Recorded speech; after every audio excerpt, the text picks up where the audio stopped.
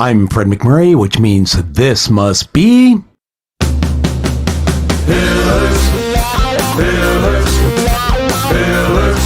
of Franchising. Pillars of Franchising.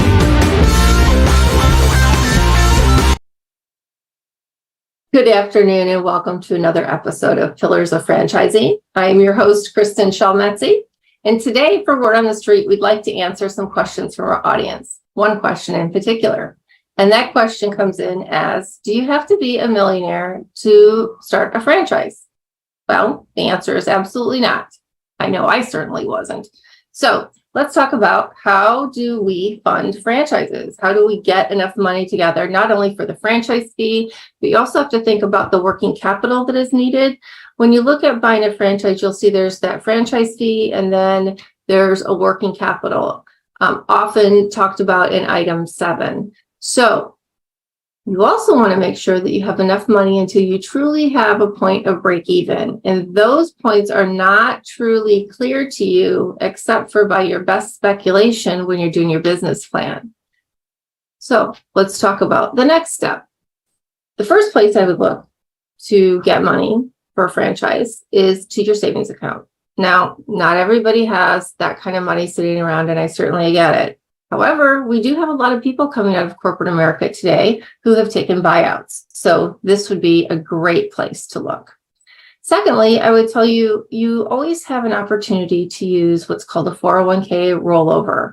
This allows you to use your retirement funds to fund your franchise and to pay yourself back. Now, the conversation is far too long to get into the nitty-gritty of this deal. However, I will tell you that we have talked to Benetrends and numerous other lending partners on the show. You can go back and reference, and they will explain a lot of this to you. You have to make sure in this case that you are a C Corp. You cannot be an S Corp or an LLC. The next place I would say that you could take a look is the equity in your home. This is also a great place to take a look, providing again that you're being able to swing the payments when those loans come due. Another place I would say to look at is obviously the SBA. That's what they're there for. Small business loans. Their interest rates aren't exactly perfect, but they're not bad either. They're kind of going rate plus about 2%. So you can take a look at the SBA loans. A great company to use for that would be Fund My Franchise, Benetrends, both really great partners of the Pillar Show. And last but not least, let's say, you can take a partner. And taking a partner can be very easy or it can be very tricky. And a lot of that depends on the way you define the terms, roles and responsibilities, and how far you're going to do this venture with a partner. Is it simply borrowing the money until you pay it back? Are there certain payment terms in the length of the ongoing months of the loan? What does that look like? What is the interest rate the person would charge you? Or is this going to be a partner who's not only financial, but perhaps an operating partner? So a lot of good questions to ask there when you're looking to get a partner. So again, equity, 401k rollover, SBA loans, your savings account, and taking a partner are the top 5 that I can think of ways to get money to buy a franchise. And again, no, you do not need to be a millionaire to start a franchise. I hope you enjoy the show today. Hey, franchise owners. How is your local marketing? Do you feel like you could use some help keeping up with your social media posts and comments and reviews? Do you wonder if you could be doing more to attract local customers? Are you able to identify new move-ins to your local area? At Westvine, we help franchisees like you reach more local customers through digital marketing. With daily monitoring, creative content, and ad placement, and customer data intelligence, we'll get your business in front of the people who want your products or services. We also work with franchisors who need an agency to handle the digital marketing for all of their locations. If you're ready to reach more local customers, give us a call at 805-265-5440 or visit us at westvine.com. That's 805-265-5440 or westvine.com. Good afternoon and welcome to another episode of Pillars of Franchising. This afternoon, I have with me Matt Lyons with Disaster Blaster in Scranton, Pennsylvania. How are you, Matt? I'm good. How are you? Good. Do people always say, oh, Scranton, that's where The Office is filmed? You know, it's funny, but our Disaster Blaster actually had a magnet on the fridge on The Office. Oh. Well, as soon as I saw Scranton, I'm like, I don't know anything about Scranton except for that's where they have The Office. Yeah. So, well, We're famous for it. Yeah, exactly. They put you on the map, you know. Mm-hmm. So, welcome to Pillars of Franchising. We want to talk about your emerging brand, Disaster Blaster.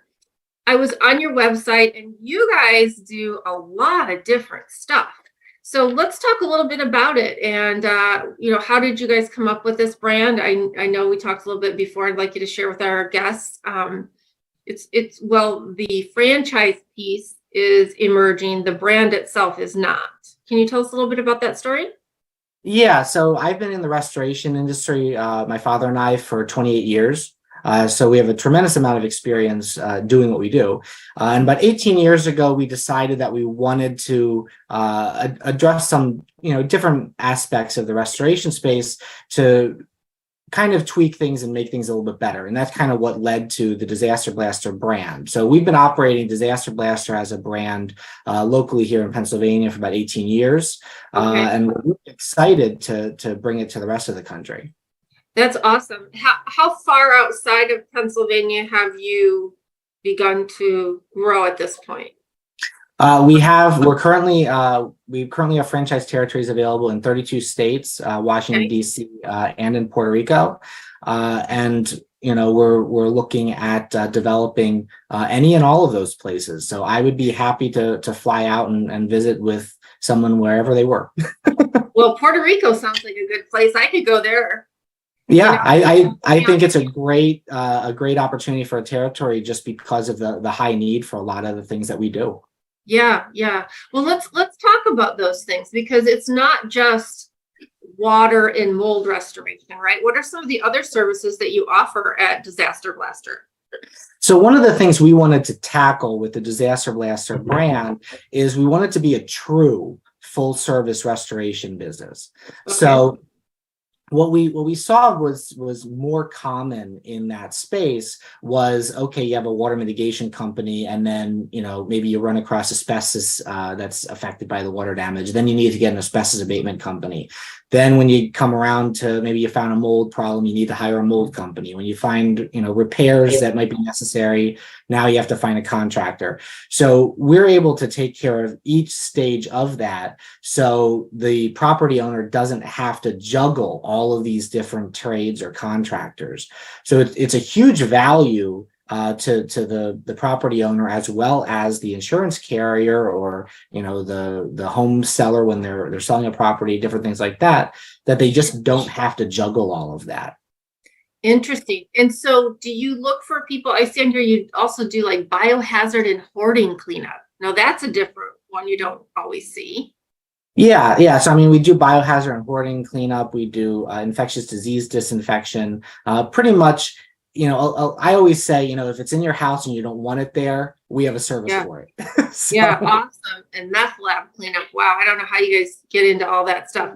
So are many of these things that you have to be certified for? So it does depend on the state. Okay. Some states may have licensing or certification requirements for things like the mold remediation, as an example.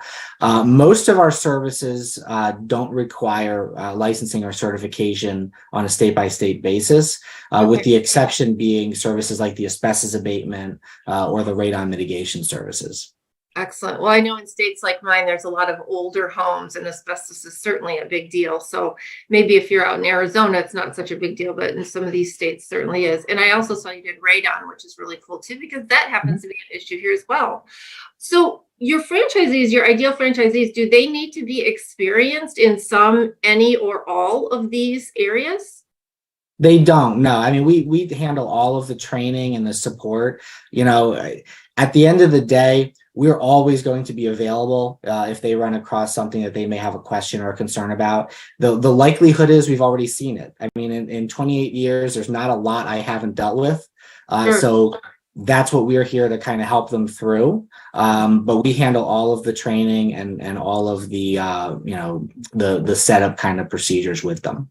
Okay. So say, for example, someone like me, I have general, somewhat knowledge of home improvement, but I really don't have any specific skills.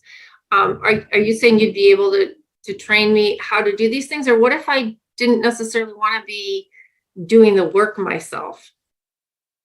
So one of the things that we wanted to look at from the beginning with our franchise system and our model is, I feel that when someone purchases a franchise business or a business generally, they should be able to expect a business that they're going to be able to operate at least semi-absentee. At some point, they should be able to have, production technicians that are out there actually doing the physical work. They should be able to have estimators and project managers that are able to manage the day-to-day operations. So that's why a lot of the planning in our model and in our territory structure went into what's going to allow our franchisees to do that. So as they hire different staff, we provide training that is able to get them up to speed with different things specific to their skill set or their job requirements. Okay. And then they're able to kind of get them all up and running and performing the work. Okay, great. Well, hopefully, I know we had some meetings with some folks in my son's graduating class, and there seems to be just nationally a huge influx now of younger people going into trade schools, which is great. Because we're kind of at that point where I'm afraid there's not going to be a lot of tradespeople, or we were afraid of that coming up here. Are any of these actual trades positions that you need to run this franchise, or can they really all be trained if you're just kind of a general hands-on person? Generally, they can all be trained. Certain industries or certain services, rather, that we do provide, such as the asbestos abatement, will require the technician to complete licensing with their state, as an example, which is generally about a week-long course. But that's where we kind of come in to help our franchisees navigate that sort of a process. But the majority of the services are things that they're going to be able to learn as they go. Awesome. And I do have a lot of people who are getting out of corporate America that want to be semi-absentee owners. And what would you say is kind of a average time before they can do that? Can they open as a semi-absentee owner, or is it a year or so before they kind of can staff it? Yeah, if they have the management team in place, they absolutely can open as a semi-absentee. I think that it makes sense for them to be involved in some aspect of the business, because they're going to have to be pretty knowledgeable and aware just from the management side of things, but they'll be completing our training here, and they'll be experts in their field once they get back to opening their location. Excellent. And can you tell us a little bit about what the franchise costs, how you define? I assume you go on territories and such. Is that right? Yes. Yeah. So the franchise cost ranges from about $136,320 to $242,701, which includes the franchise fee, the equipment package, different things like that. There's effectively two different factors that impact the fee, the price. One being the territory size. Our territories range from about 150,000 to 200,000 in population. We do try to maintain zip codes so we can better manage that. Sure. And then the number of services that they initially launch with, and the equipment that they're going to ultimately need. So what we had kind of done with that is I always tell a story when being a franchisee and digging around my back room and finding a piece of equipment that I didn't even remember what it did anymore. Right? So what we wanted to do is we don't want to require our franchisees to purchase equipment before they're going to need it. So all our equipment packages are broken down by the optional services. So when they launch, they can launch with effectively all of our services, or the core services with adding the optional services later on. And then that way they don't have to purchase that equipment until they're going to need it. Yeah, interesting. And then do you kind of recommend to them, or do they get to choose which options they begin with? So that's part of the discussions before their opening. We do look at their desired territory to see what services are going to be in higher demand. Because as an example, if you're in an area where radon is a really, really needed service, it's going to be something that we would generally recommend that they launch with. Okay. But by and large, they can add those optional services as their territory dictates or it becomes a need. Okay. And what would the day in the life of a franchisee look like? So it's going to depend if they're operating more semi-absentee or they're an owner operator. But effectively, we're here. Disaster Blaster is there to assist property owners when they have a disaster or a claim of some sort in their property. So whether it's a pipe break, a mold problem they discover in an attic or a basement, a waterproofing issue, or asbestos that they've recently come across. When our Disaster Blaster locations get a phone call from a property owner with a need, we're able to immediately jump into gear to get that process rolling for them. So they would be providing estimates, scheduling the work, getting their production technicians out there to complete the work, that sort of thing, so we can make sure that their life is back to normal as soon as possible. Sure. Okay. What are 3 of the areas that you think are important for prospective franchisees to look at on your FDD specifically? I think that anytime that they're going to be looking at the FDD, it's going to be primarily the item 6, the item 7, the item 19. One of the things we're actually very proud of is even through COVID. If you look at our item 19, we grew year over year. Yeah. So it just shows the strength in the brand that we've developed. Absolutely. Well, you bring up a good point with that too. And I think, I'm a big fan of service brands because of a lot of the low inventory and things of that nature. But I do think it's important for people to understand you have an essential business here, right? So even when COVID or something like that happens, your business doesn't need to close, like say some of the other, more, whether it's a massage or hair salon or those kinds of studios. You guys were open through all of it. Yeah, we had in Pennsylvania, we had certain services that were impacted, but we were fortunate because a lot of our services, as you said, were necessities. So Sure. we were able to continue to operate a lot of the services, and we've got a lot of them. So we have a lot of ability to kind of lean on the other opportunities that we have. And I know what I see that is a differentiator for you, but if you take some of your big, large brands that do restoration, you guys are new to the game as an emerging brand. What would you say sets you apart from some of the other big players out there?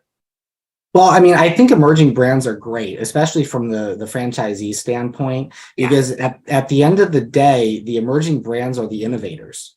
They're the ones that are in that industry now because they found a better way of doing something, and that's a lot of what kind of got us on the trajectory that we're on now, because we offer the industry average in our industry is about 4 services or so for those companies to provide. We're currently at 13. And we're not standing still. We've got 2 additional services that we're in the process of developing now. So, we're constantly looking at not only how can we provide better value to our customers and to property owners, but how can we provide better value to our franchisees? Sure. I really like that you have so many services, excuse me. I think that's very interesting how you allow your franchisees to choose what services they want to offer. Do you worry that will ever affect kind kind of your brand in general, because they know you as Disaster Blaster, and I'm in Chicago now, but next year I'm down in Florida, and that Disaster Blaster doesn't offer the same services. Does that worry you at all in, say, 5-10 years, that you've got different locations offering different services, or do you not see that to be an issue? I don't see it too much to be an issue, because as they're operating these businesses, our services all relate to one another and work very well as add-on revenue and opportunities. So as our franchises are completing things like water mitigation, they're going to quickly see that they really need to be offering mold remediation, repairs, asbestos, things like that, basement waterproofing, because their customers are going to have a need for those sorts of solutions as well. Yeah. It's a huge differentiator for our brand and for our opportunity that I think our franchisees see as as developing. Well, and I think what's interesting about this as we talk is you start out with 2 or 3 things perhaps, and then you allow them to scale their businesses by adding, not only, do you begin to get brand recognition and brand loyalty, but then you've got additional services that come on. And I think that's very interesting. I would be very anxious to see what your average unit economics look like in one of those. Are your corporate locations, or the ones that you have there in Pennsylvania, do you offer all of these services? We do offer all of the services at our local location in Pennsylvania, and will be the initial launch of the new services as we have them ready as well. So, awesome. We're constantly practicing what we preach. Okay, good. And what do I know you can't disclose like the margins and things of that nature, but in terms of unit economics, what is expected for these businesses to be able to have in sales over the course of a year? You have any idea? We're very fortunate in our industry that first and foremost, a lot of the services do have pretty good revenue and profit potential. Sure. The margins are generally pretty good. One of the big benefits that we have is because so many of the services work so well together, whereas a customer of another brand may have to bring somebody else in to do X or Y. We're able to do it all. So we have a higher per customer ticket price, which, just contributes further to, our ability to develop an area, as well as the potential for profit. So, one of the examples I always give is, when someone has a mold problem, let's say they have a mold issue in their basement, they're often going to be getting multiple bids for that. That's pretty common. Disaster Blaster, when they come in and they give a bid for that, is saying, okay, here's the bid for addressing the mold problem, and here's our bid for addressing the problem that caused the mold problem. So we're more likely to close that deal, because at the end of the day, the property owner doesn't want it to come back either. And we now have sold 2 jobs effectively to a single customer. Right. So, it's a lot of added opportunity. Sure. So let's, I'm going to ask you the same question, but differently. Okay. So if I own one of your competitive brands and my average is $5 million a year in sales, do you find yours to be, obviously you've got 13 brands, it can't be 13 times the $5 million mark, but do you find your average unit volume to be significantly higher than that? We expect, as we expand across the country, for that to be, pretty clearly defined within the item 19. One of the things that we look at is, obviously we're an emerging brand, that provides a lot of additional opportunity for franchisees. As far as revenue potential, they can look at our item 19 to show the strength in growth that we provide. And then locally, they can look at what competing brands are generating. Right. Because that'll give them a really good idea of what they can expect. And then they can add all of our additional services on top of that. Sure. So once you factor in all of the additional things that they'll be able to provide and do, I think it just makes the opportunity stronger. Yeah, I'm very interested. I mean, you see today a lot of umbrella companies go out and they might buy a restoration, but then they buy a mold remediation, and they might buy, so they're buying multiple brands under one umbrella, but you guys are actually one brand with all of it under, that particular brand. So it'll be very interesting to see how well it goes. Obviously, I would think somebody down in Florida, the water and mold is like huge. And today, really, everywhere you move, there's some kind of disaster that you seem to need to have to clean up. So that's very, very cool. Is there anything that you think that people looking at your brand should know about maybe your culture or the type of individual in particular that you're looking for? Well, so coming from a past as a franchisee myself, one of the things that we wanted to do is have a model and a system that is truly franchisee friendly. So a lot of our thought went into that process. We provide the support that I wish I had had. Yeah.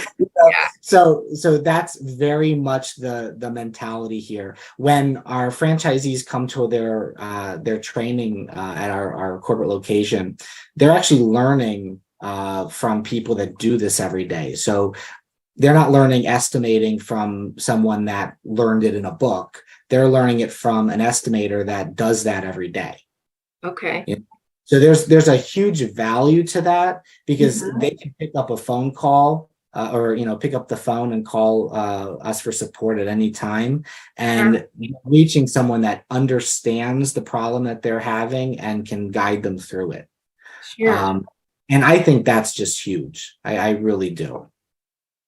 And how would you describe the culture of your company? We're a family. I work with my father every day. We haven't killed each other yet, so. You did throw in the word yet. So I think that a lot of it is, small business, franchise ownership. A lot of that is family run. Your kids are getting involved in the business, your significant other maybe. So that's a big part of what franchising is to me. And we do the same thing here. So we understand what they're trying to build, and we want to help them do it. And when we talk about the avatar of the potential franchisee that I might be helping find your brand, can you tell me, are you looking for more of a corporate C-suite individual? Are you looking for what kind of person fits that model the best, would you say? I think a lot of it comes down to mentality. At the end of the day, we're stepping in.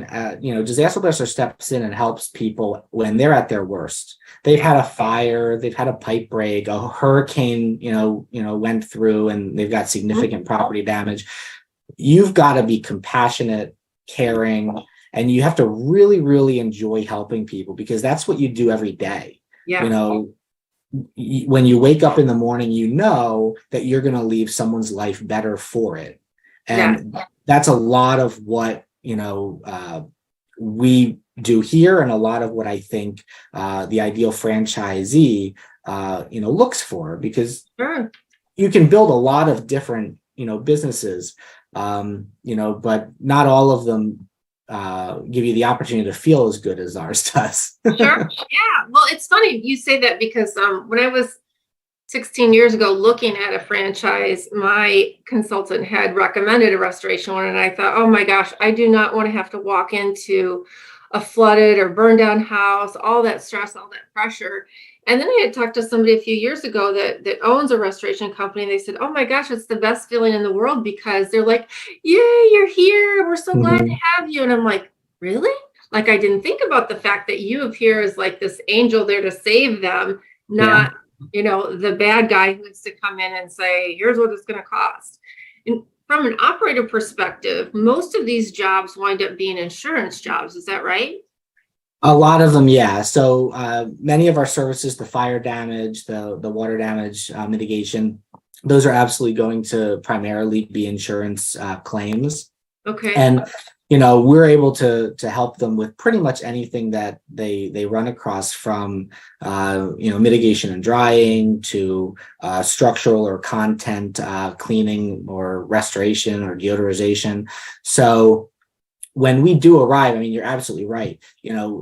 They're waiting with bated breath, for us to get there, to help them put their life back together, because everything starts once we're able to kind of get there and get the process moving. Wow, I think that's awesome. Well, I can't wait to hear about your expansion. And is there one market that you'd really like to get into quickly? Our top markets are Florida, Texas, New Jersey, Pennsylvania, and Ohio. Okay. And that's largely because we recognize the high need that those markets do have for our services. Obviously the storm damage needs in Texas and Florida, are significant, and we're able to, because of the diversity of services, do more. So that's a lot of what we're kind of eager to help those areas with as well. That's awesome. Well, Matt, I thank you so much for your time today. How can our listeners and viewers get in touch with you if they're interested in the opportunities that you have to offer, aside from calling us here at Pillars? Sure. They can visit our website at www.disasterblaster.com. They can give us a call at 302-242-1042, or they can email us at franchising@disasterblaster.com. Awesome. Well, I'm so excited to see what the brand does, and we'll certainly be following you and putting you on our blog and things so that more and more people can learn about the brand and your culture and all the great opportunities that you have to offer. I look forward to talking to you again, and thank you so much for your time today. Thank you. Have a nice day. You too. Thanks. Thank you for joining us on Pillars of Franchising today. I'd like to give a special shout out to Jerry Akers, Karen Kimsey Sword, Ray Pillar, Laura Liss, our franchise lawyer, Andrea Mundy, and a special thank you to Fred McMurray, our producer. This has been another episode of Pillars of Franchising, and remember, we are your resource for franchising success. Join us again next week at 4 p.m. Central Standard Time, wherever you get your podcast. Have a great week.